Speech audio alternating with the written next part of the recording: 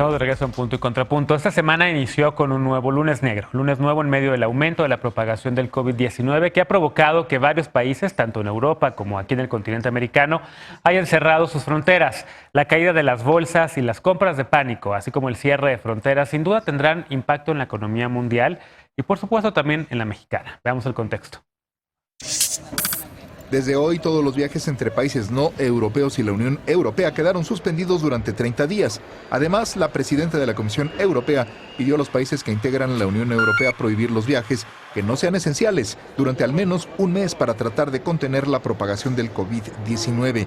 En febrero pasado, la misma comisión no recomendaba cerrar las fronteras para contener la expansión del virus y anunció un fondo de 232 millones de euros para impulsar la preparación, prevención y medidas de contención del COVID-19. Este lunes, Canadá anunció también el cierre de sus fronteras. Solo se permitirán los viajes de ciudadanos canadienses y residentes permanentes, así como de ciudadanos estadounidenses. Luego de declarar emergencia nacional, Estados Unidos incrementó la restricción de viajes e incluirá a Reino Unido y la República de Irlanda, además de los países que integran la Unión Europea. Rusia, que cerró fronteras desde el 18 de marzo y está previsto que se reabran hasta mayo, y España lo hizo el fin de semana. A la par del cierre de fronteras, las bolsas de valores del mundo registraron nuevas caídas. Desde hace una semana, las pérdidas registradas por las bolsas se han comparado con la crisis económica de 2008. Este lunes, el Fondo Monetario Internacional pidió a los países aplicar estímulos fiscales, aumentar el gasto en salud pública y preservar la estabilidad financiera. Punto y contrapunto. Segundo tema a discutir esta noche, y yo creo que nos deberemos de concentrar en este bloque en las repercusiones económicas que va a tener este virus en todo el mundo, ¿no? Ya hay por ahí estimaciones de que la economía mexicana de plano no va a alcanzar ni el 0% este año, que va a ser un año perdido, que va a caer incluso el PIB por abajo del menos 0.2%. Se suma a esto bajos precios del petróleo, se suma a esto incertidumbre por el coronavirus y por supuesto un tipo de cambio que ya rebasó los 23 pesos. Martín. Sí, y de hecho ahorita Valeria Moy tuiteó sobre cuánto iba a decrecer la economía, pero basado en una estimación de Credit Suisse, y se espera menos 4%. No, nada más para México, América Latina, menos 1.5%, entonces sí nos vamos a ver una situación bien complicada. A ver, nada más para complementar lo que dije el bloque anterior. Por sí mismo, cerrar fronteras no sirve absolutamente para nada. ¿Disminuye? Sí, sí disminuye. Lo que tenemos que hacer es bajar la curva para que no haya tanta presión en el sistema de salud que de repente no puedas atender a nadie que sí realmente necesita atención, y no solamente estamos hablando de pacientes del COVID-19, sino otro tipo de pacientes con una enfermedad que necesita atenderse, punto. Eso es lo primero que tenemos que hacer. Económicamente creo que estamos a punto de retrasarnos en ya implementar medidas muy fuertes de estímulos fiscales, de renta mínima, de lo que sea, que se están ya implementando en otros países. Ahorita en Estados Unidos, Trump está considerando la posibilidad de darle $1,000 a cada uno de los ciudadanos de Estados Unidos. Macron ya anunció medidas draconianas, muy buenas, yo creo, de absorber todos los gastos de luz, agua, gas, impuestos, y aparte dar estímulos a pequeños y medianos negocios. ¿Por qué? Porque si te baja el consumo en medio de una recesión, entonces todo, o sea, la mesa económica se te voltea. Añádele a esto el peso del petróleo, que queda un boquete enorme en las finanzas públicas, aún y con los seguros, porque nos hemos gastado ya la mitad del dinero del Fondo de Estabilización. Entonces sí tienes un problema muy grave. Yo creo que es momento, una, de hacer estos estímulos, de ya implementarlos, y dos, de replantearse tres cosas macroeconómicas. Eso del déficit fiscal cero, de no deuda y de no reforma fiscal. Yo creo que esas tres ideas fijas del presidente tienen que ser reconsideradas, porque es la única manera que puede reactivar la economía en algo tan complicado que no se veía venir.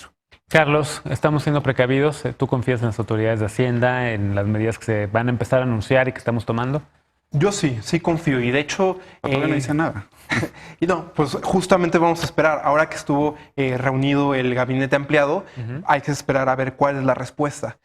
A mí lo que me da mucha, digamos, me parece muy interesante de este tipo de crisis es que en este tipo de crisis, así como en las guerras, es cuando los liberales empiezan a creer en el Estado otra vez.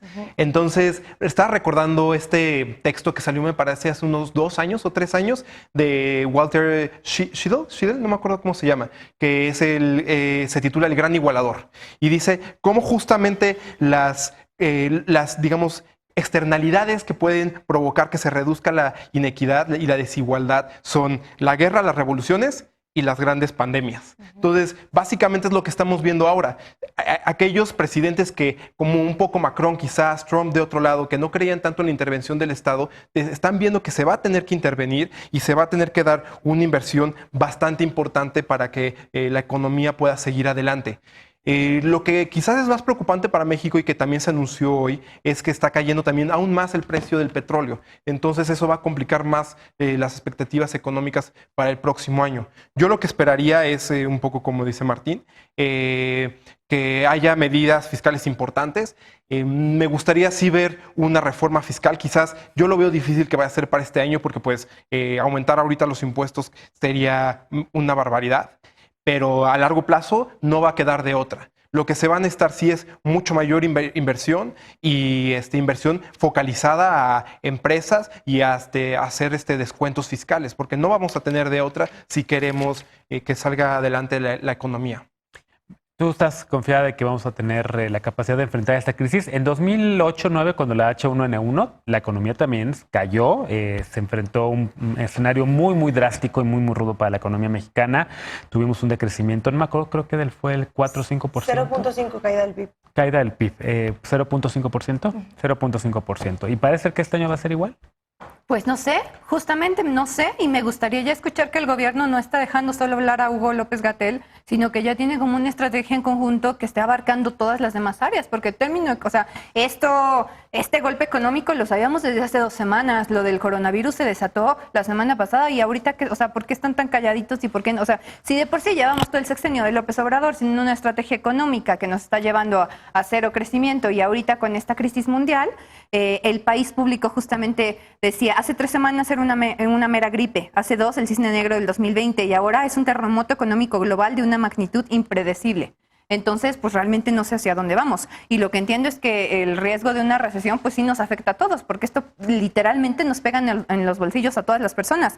Y estaba yo leyendo que los sectores más dañados es el sector automotriz y las aerolíneas. Y tampoco estamos como ahorita observando cuáles van a ser los estímulos fiscales que se van a aplicar, el turismo, los servicios. Y, entonces lo que a mí me gustaría es que ahorita el gobierno ya saliera a decir que va a cancelar las mañaneras, porque hoy veíamos una comparación, por ejemplo, de una conferencia de prensa en Alemania, en Estados Unidos, en varios países, y acá en México todos hacían una... ¿qué va a pasar? ¿Mañana va a haber mañanera? ¿Por qué el presidente sigue obstinado con lo de las giras? O sea, el amor de la gente no se le va a acabar en 2 semanas, que respete la pandemia y que respete lo que están diciendo las autoridades, porque ya lo observamos a nivel mundial, que aunque Estefanía en el bloque pasado me decía que no, en América al menos 9 países ya han cerrado sus fronteras. Uruguay decretó cierre parcial de su frontera. Argentina cerró cierre fronterizo total. Paraguay también. Brasil dejó la decisión en manos de cada estado. Perú cerrará fronteras durante 15 días. Colombia, donde el número de contagiados se disparó este fin de semana, ya cierre de fronteras. Chile también de cierre de fronteras. Salvador, Honduras, también Guatemala, cierre de fronteras. Canadá cerrará fronteras a ciudadanos no canadienses. La OMS ya dijo que Europa fue el epicentro de esto, Italia, España, Francia, Alemania, ya nos enteramos que también Rusia. Sí. Es decir, ¿cuántos países ya cité? Para que vengan aquí a decirnos que no es cierto. Entonces, el país tiene que hacer algo ya con esto, con este tema, y el tema económico, pues yo solo estoy esperando que la 4T salga a decir que esta vez van a hacer algo. La responsabilidad de leer muy bien las notas de cierre de fronteras tiene que ver con que Ana mencionaba hace un rato, y solo le voy a dedicar unos 30 segundos de mi tiempo, que Europa había cerrado fronteras. La diferencia entre el cierre total y el cierre parcial es que pueden seguir entrando con nacionales. Si lo pensamos claramente en Europa, pues el flujo es inevitable entre todos los países. Prácticamente Europa no está cerrando fronteras, excepto para América. Colombia, Entonces, Chile, en Europa, Salvador, lo que está pasando es una medida, entre comillas, decir que hay cierre de fronteras, pero no. Y se decidió apenas ayer, porque Italia había querido cerrar fronteras hace 2 semanas, se sentó toda la Unión Europea y dijo que no iba a haber cierre de fronteras. Entonces, creo que entre decir la verdad de manera parcial y decirla completa, pues es casi mentir.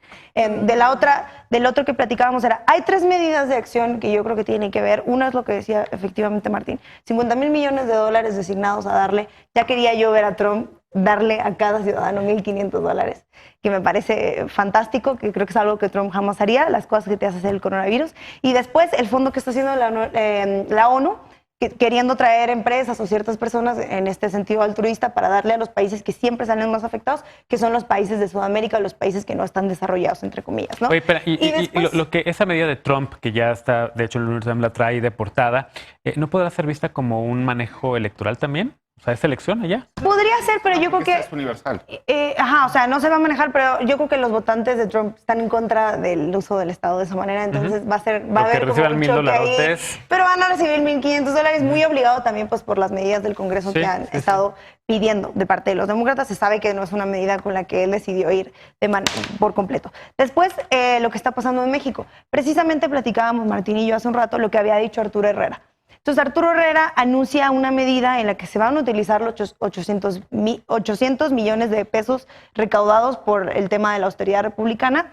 Después se supone que 426 mil millones de pesos en el fondo, en la banca del Fondo de Desarrollo, que es lo que se va a invertir este año, 2020, que me parece fantástico. Y después, 2 programas. Uno que va en medida de hacer un emplazamiento en los pagos, para que entonces las personas que se atrasen los pagos durante este proceso no tengan ningún tipo de represalias o consecuencias, pago de préstamos de cualquier tipo que tengas con el banco. Y después las personas que no puedan hacer algún tipo de solicitar algún tipo de préstamo, puedan hacerlo por medio de un programa que se supone que va a lanzar el gobierno. La diferencia entre la caída que decíamos del PIB en el 2009 del 0.5% es que ahí Hacienda hizo lo que quiso y el presidente hizo lo que quiso. Se supone que lo que están anunciando ahora, y en Herrera confían hasta los neoliberales. Eso es mentira, Estefanía. La gente que ahorita está tomando gente. Bueno, ¿me dejas terminar en el gobierno o no me vas a dejar? Trabajó en el gobierno de Calderón tomando esas ¿Puedo decisiones. terminar? Mira, a ver, termina porque quiero leer un poco los tweets que puso. Un poco en el sentido era que va a trabajar la Secretaría de Economía, Hacienda y el gobierno federal. ¿Por qué? Porque se va a lanzar un programa. No. ¿Por qué? Porque investígalo. Porque se va a lanzar un programa en el que las personas que no puedan acceder a un crédito puedan hacerlo por un crédito que te va a dar el gobierno, que me parece bien. Y además las ayudas sociales van a ayudar mucho en este proceso. Bien. Mira, el secretario de Hacienda tuiteó hace un par de días algunas de las medidas que ya están tomando, incluso una reunión con la Convención Bancaria, en donde se refirió a algunas de las medidas. Entre ellas, coadyuvar en compra oportuna y ordenada de material, curación, medicinas y equipamiento médico. En coordinación con Banxico, dar certeza a mercados financieros, activar mecanismos y fondos que permitan mitigar el impacto en la economía y el empleo.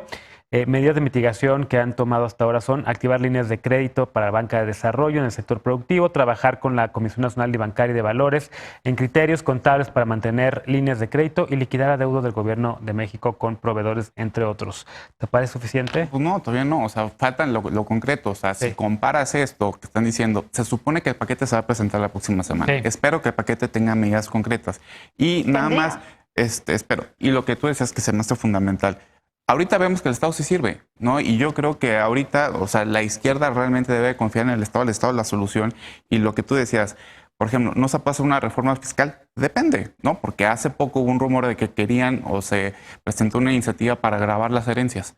Eso sí es una reforma fiscal. Y eso sí afecta a los que más tienen y eso beneficia a los más pobres. Sí, otra, ISR a los millonarios. Les suben la tasa, ¿por qué no?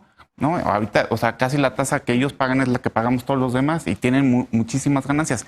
Que los graben. ¿Qué fue lo que dijo el presidente hoy? Que paguen más impuestos. Pero que los paguen, pero que se haga una reforma fiscal así. Hacemos una pausa y vamos a regresar para seguir hablando del coronavirus, ahora desde otro ángulo, desde un ángulo social.